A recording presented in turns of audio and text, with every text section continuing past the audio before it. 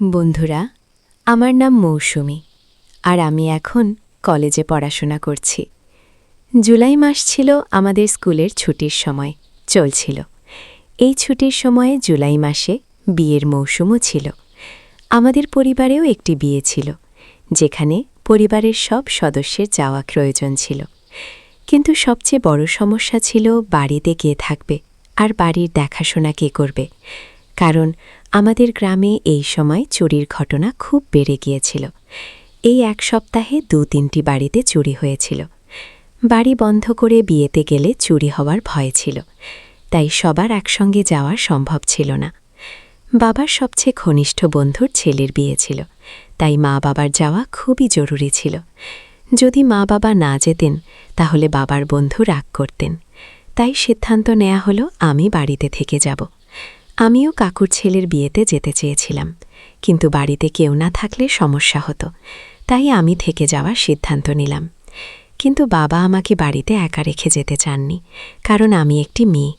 যদি কোনো চোর আসত তাহলে আমি একা কি করতে পারতাম। বাবা সবকিছু ভেবে তার সবচেয়ে বিশ্বাসযোগ্য মানুষ কাকুকে ফোন করলেন। তিনি বললেন, ভাই, একটা কাজ আছে। আমরা ২-৩ দিনের জন্য বিয়েতে যাচ্ছি। বাড়িতে আমার মেয়ে একা থাকবে। একজন মেয়ের একা থাকা ঠিক হবে না। তোমার যদি কোনো সমস্যা না হয় তাহলে কয়েকদিন আমাদের বাড়িতে থাকতে পারবে কে? কাকু বললেন, এতে সমস্যার কি আছে? যেমন আমি এখান থেকে কাজ করতে যাই, তেমনি তোমার বাড়ি থেকে যাওয়া আসা করব। আর রাতে তো আমি এমনিতেই বাড়িতে থাকি। এবার তোমার বাড়িতে গিয়ে রাতটা কাটাবো।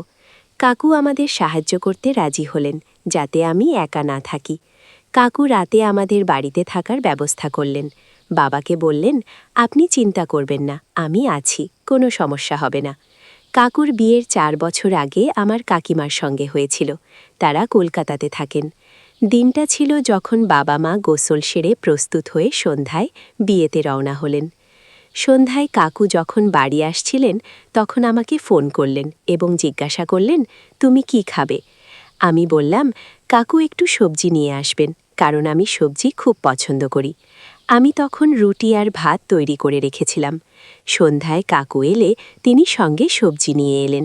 কাকু সেখানে পৌঁছনোর পর খুব ক্লান্ত ছিলেন। তিনি বললেন, মৌসুমী, তুমি খাবার দাও, আমি হাত মুখ ধুয়ে আসছি। এর আগেও কাকু ২-৩ বার আমাদের বাড়িতে এসেছেন, তাই আমরা বেশ ফ্রেন্ডলি ছিলাম। কাকু আর আমার সম্পর্ক ছিল বন্ধুর মতো।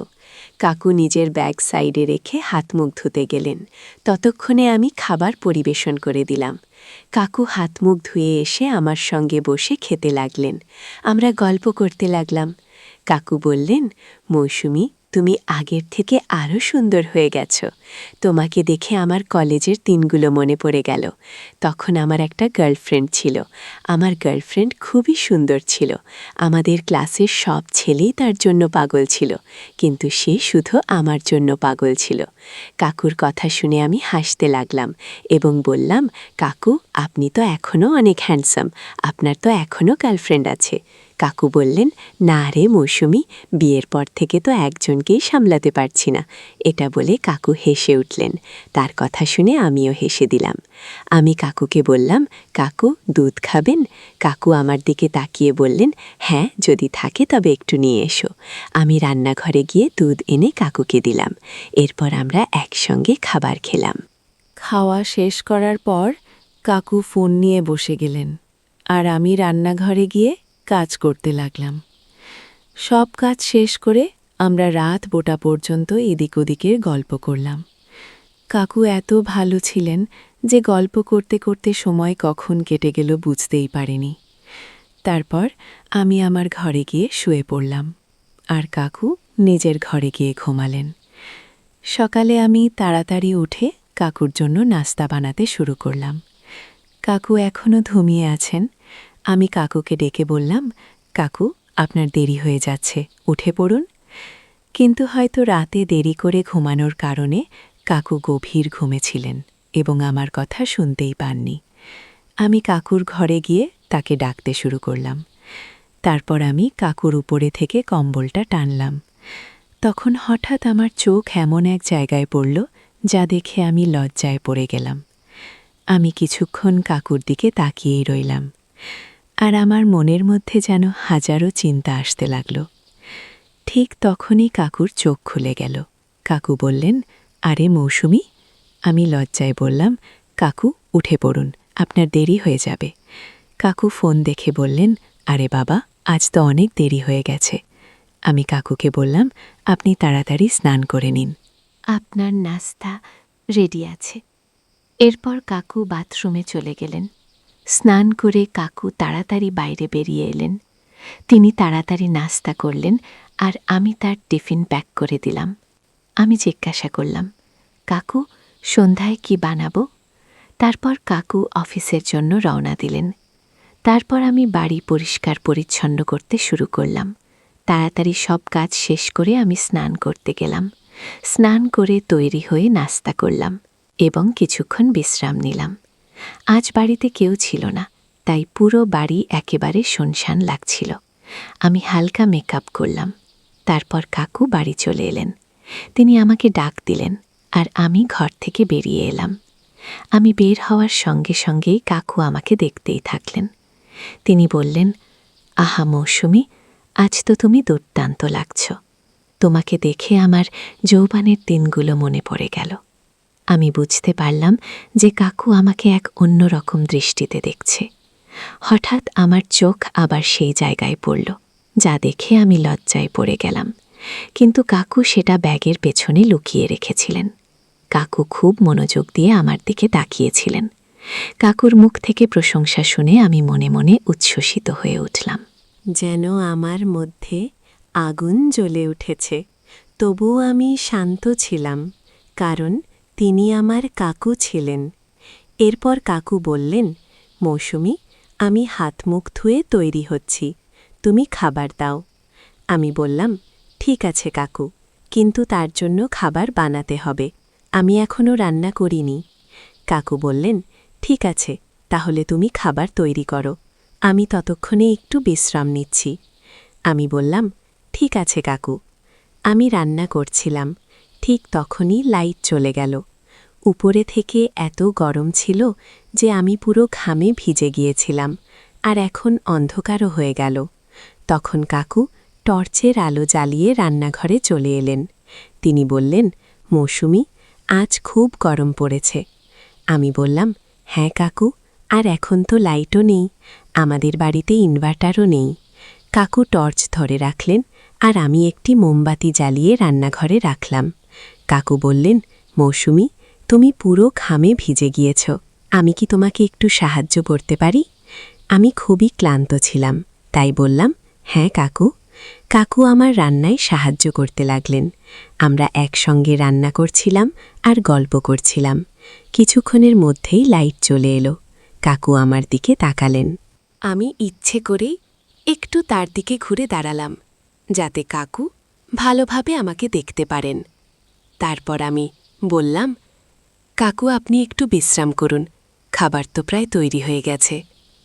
কাকু ফ্যানটা আমার দিকে ঘুরিয়ে দিলেন এবং আবার আরাম করতে বসলেন।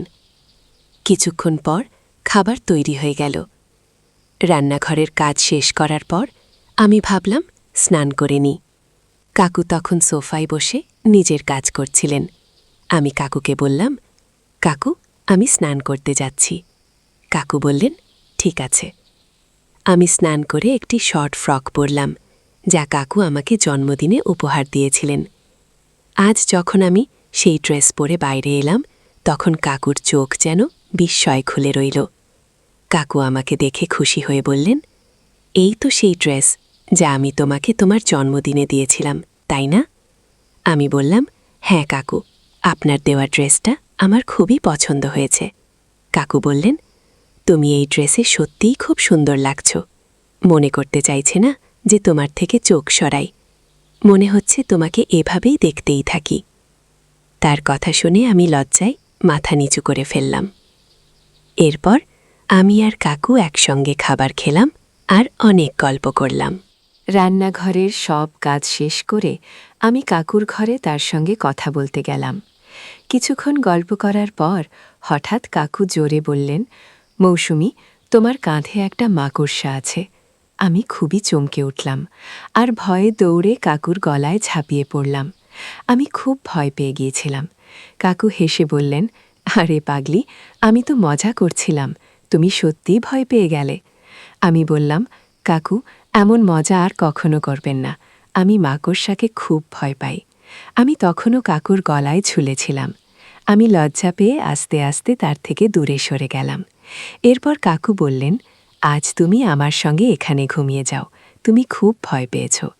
আমি কিছুক্ষণ ভেবে চুপ করে কাকুর পাশে বসে রইলাম। ঠিক তখনই আবার বিদ্যুৎ চলে গেল।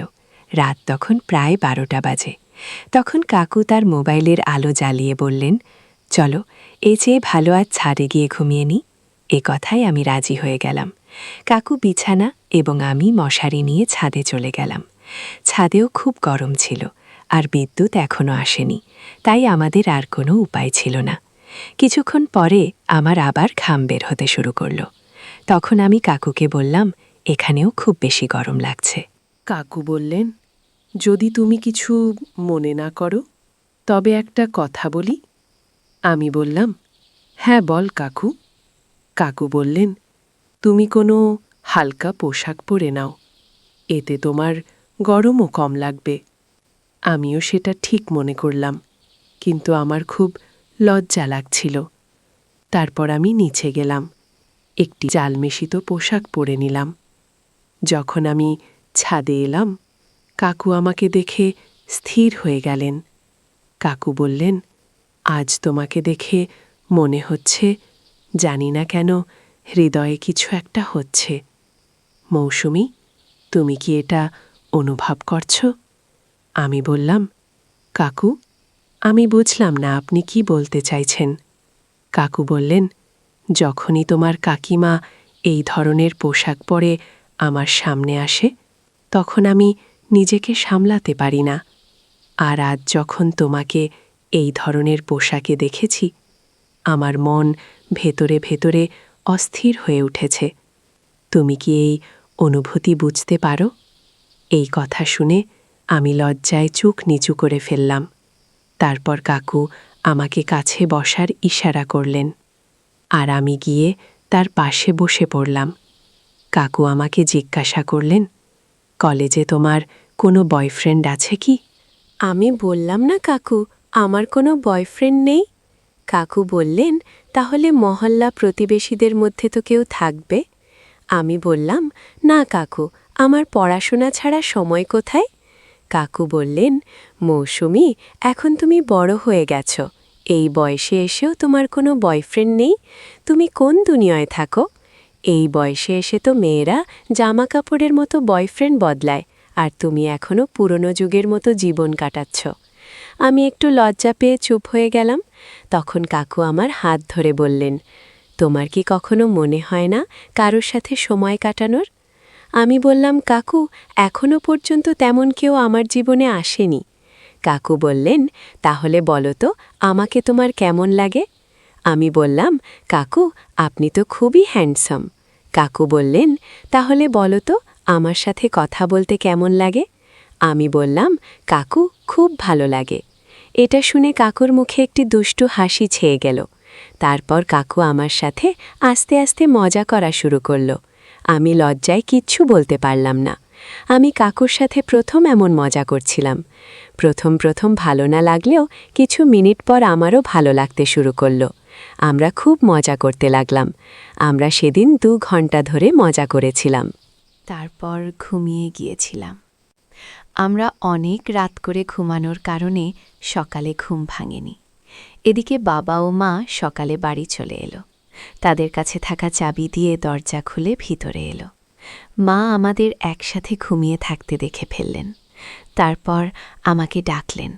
কাকু উঠে সেখানে চলে গেলেন। মা আমাকে পাশে বসিয়ে প্রশ্ন করতে লাগলেন, মৌসুমী, এটা কি চলছে? তখন আমি মাকে বললেন, মা, এমন কিছু নয়, তুমি ভুল বুঝছ। মা বললেন, ঠিক আছে, আমি তোমার কথা বিশ্বাস করে নিচ্ছি, তবে যদি পরে জানতে পারি তো তখন দেখবে। তারপর মা বললেন, তুমি এখন বড় হয়ে গেছ, মনে হয় তোমার বিয়ে হয়ে যাওয়া উচিত। এটা শুনে আমি খুব ভয় পেয়ে গেলাম। কিছুদিন পর আমার বিয়ে হয়ে গেল আর আমি কাকুর সাথে সমস্ত সম্পর্ক শেষ করে দিলাম। যাই হোক বন্ধুরা, আমাদের আজকের ভিডিওটি এই পর্যন্ত।